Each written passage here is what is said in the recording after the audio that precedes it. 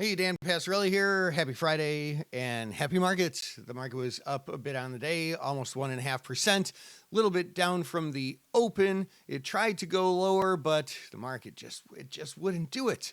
We closed above the 200, or excuse me, we closed above the 20-day moving average, but still below the 50-day moving average. We can see if we'll have a breakout coming on Monday.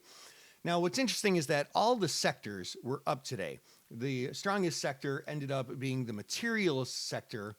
XLB, the second strongest, ended up being the tech sector, which is, they seem a little bit counterintuitive that those two could be the strongest sectors today, but indeed they were. The weakest ended up being the communication services, which often is somewhat in tandem with the technology sector, but not today.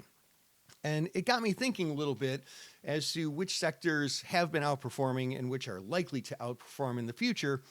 And I was thinking back earlier in the year when I was on Bloomberg TV talking with Abigail Doolittle when they were first starting to raise interest rates. And we were talking about growth stocks versus cyclicals, because when interest rates go up, that can hurt growth stocks like tech stocks.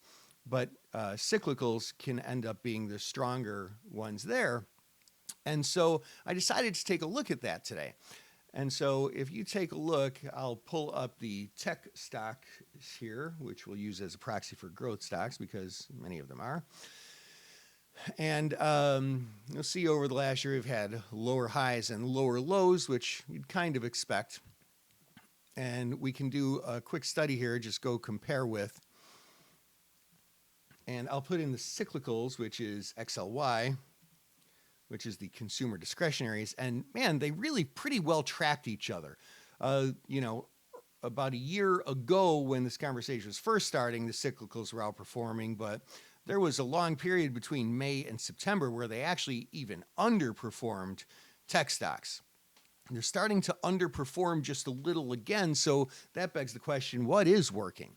And so I did another study here, and I went quick study, compare with, and I put in here consumer staples, XLP. And consumer staples, by and large, outperformed strongly the tech sector.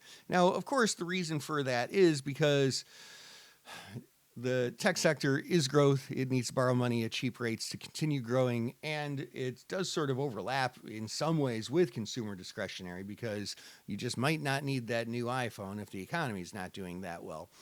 And so that being said, staples by definition, people are going to buy regardless. They're things that people need.